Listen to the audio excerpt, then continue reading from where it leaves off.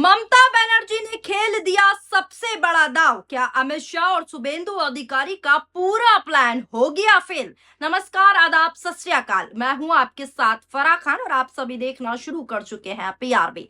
भारतीय राजनीति में एक बार फिर ऐसा बड़ा घटनाक्रम देखने को मिला है जिसने हर किसी को सोचने पर मजबूर कर दिया है। कहा तो ये भी जा रहा है कि ममता बनर्जी ने ऐसा बड़ा मास्टर स्ट्रोक खेल दिया है कि पूरी भाजपा की सारी रणनीति धरी की धरी रह गई है। जी हाँ दोस्तों, आखिर ऐसा क्या हुआ कि चर्चा होने लगी कि अब न केवल तृणमूल कांग्रेस का नाम सुरक्षित रहेगा बल्कि उसका चुनाव चिन्ह और करोड़ों रुपए का पार्टी फंड भी किसी दूसरे गुट के हाथ नहीं लगने वाला। क्या सचमुच ममता बनर्जी ने पहले से ही ऐसी कानूनी तैयारी कर ली थी कि चुनाव आयोग भी आसानी से कोई फैसला ना ले सके? इस सब के बाद अब मोदी शाह की टेंशन चारों तरफ से बढ़ गई है। क्या भाजपा का वो सपना जिसमें पार्टी टूटने के बाद नाम, चुनाव चिन्ह और बैंक बैलेंस पर दावा करने की उम्मीद जताई जा रही थी, अब अधूरा रह गया है? आज के इस वीडियो में हम राजनीतिक नहीं बल्कि कानूनी, संविधान और चुनाव आयोग के नियमों के आधार पर पूरे मामले को समझाने की कोशिश करेंगे। वीडियो को अंत तक जरूर देखिएगा दोस्तों, क्योंकि आज के इस रिपोर्ट में आखिर में हम आपको बताएंगे कि आखिर ऐसा कौन सा कानूनी दाव माना जा रहा है, ऐसा कौन सा कानूनी दाव पेच है जिसने पूरे खेल की पूरी तरीके से दिशा को बदल कर रख दिया है। सबसे पहले बात करते हैं ममता बनर्जी की राजनीति को लेकर। दोस्तों, ममता बनर्जी कोई नई नेता नहीं है। उन्होंने 1998 में तृणमूल कांग्रेस की स्थापना की थी। 2011 में 34 साल पुरानी वामपंथी सरकार को सत्ता से बाहर कर पश्चिम बंगाल की मुख्यमंत्री ममता बनर्जी बनी और इसके बाद लगातार चुनाव जीतती रही। राजनीति में उनका सबसे बड़ा हथियार हमेशा से, शुरू से लेकर अब तक, हमेशा से संगठन पर मजबूत पकड़ जो है माना जाता रहा है। लेकिन जब भी किसी पार्टी में बगावत होती है तो सबसे बड़ा सवाल सिर्फ सरकार का नहीं होता, सबसे बड़ा सवाल होता है असली पार्टी किसकी है, नाम किसका है, चुनाव चिन्ह किसका है और सबसे बड़ा पार्टी के बैंक खाते में जमा हजारों करोड़ों रुपए किसका है। यहीं से असली लड़ाई जो है शुरू होती हुई नजर आती है।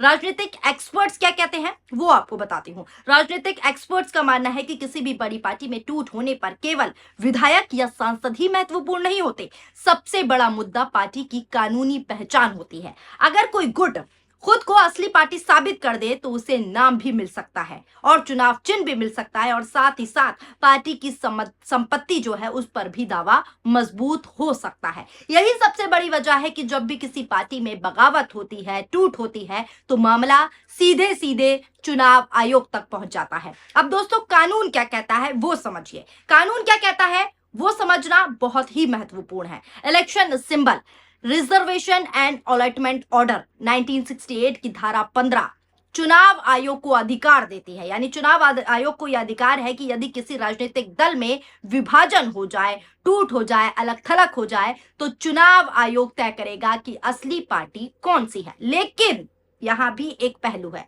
आयोग केवल एक चीज नहीं देखता, वो कई सारी बातें देखता है, कई सारे पहलू देखता है। जैसे कि किसी गुट के साथ कितने अधिक विधायक हैं, किसके साथ अधिक सांसद हैं, पार्टी संगठन किसके साथ है, पार्टी का संविधान कौन मान रहा है, पार्टी की मूल विचारधारा कौन आगे बढ़ा रहा है और पार्टी की मूल विचारधारा पर कौन सोच समझकर फैसले लेता है। यानी फैसला केवल संख्या से नहीं बल्कि कई कानूनी पहलुओं को देखकर होता है।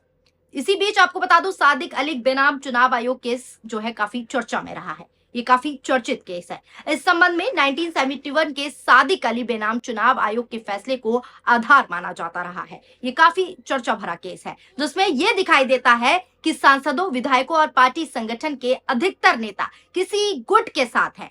देश के पूर्व चुनाव आयुक्त यानी कि अशोक लावासा के मुताबिक चुनाव आयोग तभी हस्तक्षेप करता है, तभी इंटरफेरेंस करता है जब पार्टी का कोई गुट औपचारिक विवाद का सीधा सीधा बड़ा दावा लेकर चुनाव आयोग के पास पहुंचता है। बहुमत के अलावा चुनाव आयोग कुछ और पहलुओं पर भी विचार करता है, जैसे कि मैंने आपको बताया, फिर से बता देती हूं कि कौन सा गुट पार्टी के संविधान के प्रति ज्यादा वफादार है, ज्यादा लॉयल है, पार्टी की मूल विचारधारा क्या है, पार्टी की मूल विचारधारा किस पर डिपेंड है, उसके विभाजन और उसकी कार्य प्रणाली कौन फॉलो कर रहा है। इन सभी बातों को देखते हुए, इन सभी पहलुओं को देखते हुए अगर कोई एक गुट साफ तौर पर अपने दावेदारी साबित करता है, पेश करता है, तो चुनाव आयोग सलाह देता है कि दोनों गुट अलग अलग पार्टियां बनाए और इन्हें अलग अलग सिंबल जो है आवंटित कर दिया जाए। ये चुनाव आयोग का फैसला हो सकता है अगर ऐसा होता है तो। हालांकि चुनाव आयोग का यह फैसला फाइनल नहीं होता, इसको फाइनल डिसीजन नहीं माना जाता, इसको सुप्रीम कोर्ट में चैलेंज भी किया जा सकता है। लेकिन शीर्ष अदालत इस मामले में सुनवाई तभी करती है जब कोई गुट शीर्ष अदालत का जो है रुख करता है, यानी जब कोई शीर्ष अदालत का रुख करेगा तो इस पर सुनवाई होगी। शिवसेना के मामले में चुनाव आयोग ने एकनाथ शिंदे के पक्ष में फैसला दिया था। आपको बता दूं, इसका आधार यह था कि चुनाव आयोग ने पार्टी की ताकत नहीं देखी थी, बल्कि विधायकों की संख्या देखी थी। हालांकि बाद में इस मामले को उद्धव ठाकरे ने सुप्रीम कोर्ट में चैलेंज कर दिया था, क्योंकि उनको ये फैसला पसंद नहीं आया था, क्योंकि संख्या बल पर यह फैसला हुआ था। फिलहाल ये मामला अदालत में अभी भी पेंडिंग है। तृणमूल कांग्रेस में जो बगावत हुई है वो बाकी पार्टियों से थोड़ी अलग है दोस्तों, क्योंकि शत्रुघ्न बनर्जी वाला जो गुट है वो वैचारिक रूप से खुद को भारतीय जनता पार्टी विरोधी अलग अलग मौके पर बताता रहा है। हालांकि शत्रुघ्न बनर्जी की तरफ से ये भी साफ तौर पर कहा गया है कि अगर केंद्र या राज्य सरकार जो है सकारात्मक कदम उठाती है, कोई बड़े फैसले लेती है, तो वो उसकी सराहना करेगी। अगर शत्रुघ्न बनर्जी और काकोली घोष के गुट को अलग अलग मान लिया जाए तो तृणमूल कांग्रेस जो है 2 हिस्सों में नहीं बल्कि 3 हिस्सों में जो है बटी है, जो भारतीय इतिहास में इस तरह के विभाजन का कोई बड़ा उदाहरण देखने को नहीं मिलता, यानी एक पार्टी 3 गुटों में बटी हुई है। अब बात करते हैं दोस्तों टीएमसी के फंड की। चुनाव आयोग की वेबसाइट पर टीएमसी की ऑडिट रिपोर्ट 2024 से लेकर 2025 के मुताबिक तृणमूल कांग्रेस की कुल संपत्ति 1000 करोड़ रुपए से ज्यादा है। इसकी करीब 7 करोड़ रुपए की फिक्स असेट, 250 करोड़ से ज्यादा का निवेश और लगभग 680 करोड़ रुपए बैंक डिपॉजिट के रूप में है। ये मैं फंड की बात कर रही हूँ टीएमसी के।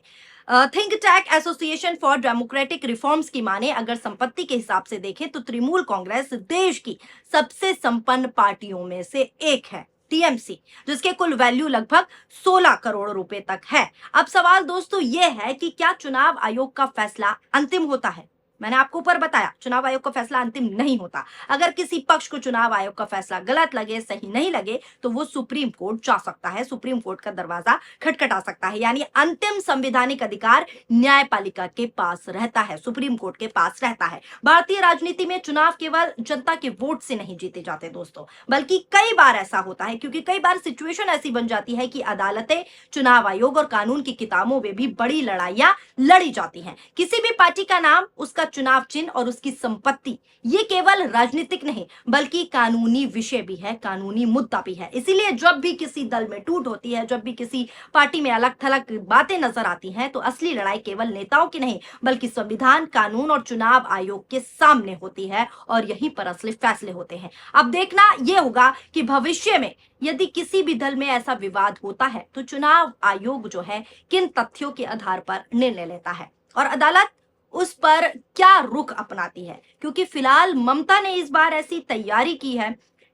कि देश के विशेषज्ञ, कानूनी जानकारों और संविधान जानकारों के साथ बैठकर, जिससे चुनाव आयोग भी वो फैसला ना ले सके। अगर 1% मान लीजिए चुनाव आयोग ने संख्या के बल पर फैसला ले लिया, जैसे कि महाराष्ट्र में हुआ, तो उद्धव ठाकरे ने सुप्रीम कोर्ट में चैलेंज किया, अब भी वो जो पिटीशन है वो पेंडिंग है। तो सवाल यही उठ रहा है कि अगर चुनाव आयोग ने अपनी मनमानी करके, जैसे कि आरोप लगाती रही हैं ममता बनर्जी और अभिषेक बनर्जी की शुरू से कि चुनाव आयोग बीजेपी के साथ साठगांठ किए हुए है, तो अगर चुनाव आयोग ने बागी गुटों के हित में फैसला दे दिया, और क्यों दे दिया ये भी जनता जानती है, क्योंकि बागी गुट पूरी तरीके से एनडीए से मिला हुआ है, एनडीए से साठगांठ किए हुए है। तो ऐसा सोशल मीडिया पर चर्चा चल रही है कि अगर चुनाव आयोग ने भी मिलीभगत की तो ममता बनर्जी सीधे चुनाव आयोग को भी सुप्रीम कोर्ट में चैलेंज करेंगी और उसके बाद सुप्रीम कोर्ट ही अंतिम फैसला लेगा। और फैसला किसके हक में जाएगा? ममता बनर्जी के हक में। इसीलिए कहा जा रहा है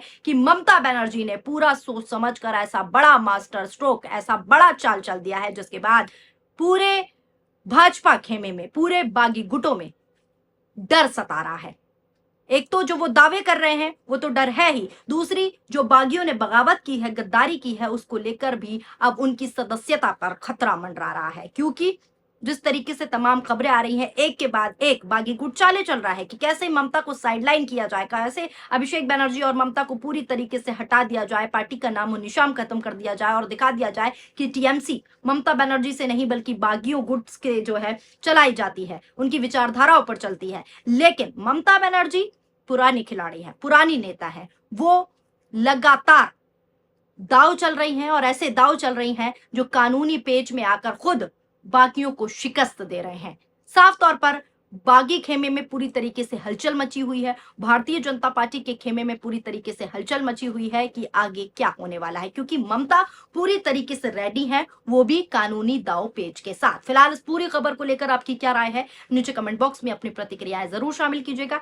वीडियो पसंद आई हो तो वीडियो को लाइक कीजिए। अगर आप हमारा ये वीडियो हमारे फेसबुक पेज पर देख रहे हैं तो फेसबुक पेज को फॉलो कर लीजिए। अगर आप हमारा ये वीडियो हमारे यूट्यूब चैनल पर देख रहे हैं तो यूट्यूब चैनल को अगर आपने अभी तक सब्सक्राइब नहीं किया है तो हमारे यूट्यूब चैनल पीआरबी को सब्सक्राइब करना ना भूले और वीडियो को ज्यादा से ज्यादा शेयर करें। शुक्रिया, धन्यवाद, नमस्कार, जय हिंद, जय भारत।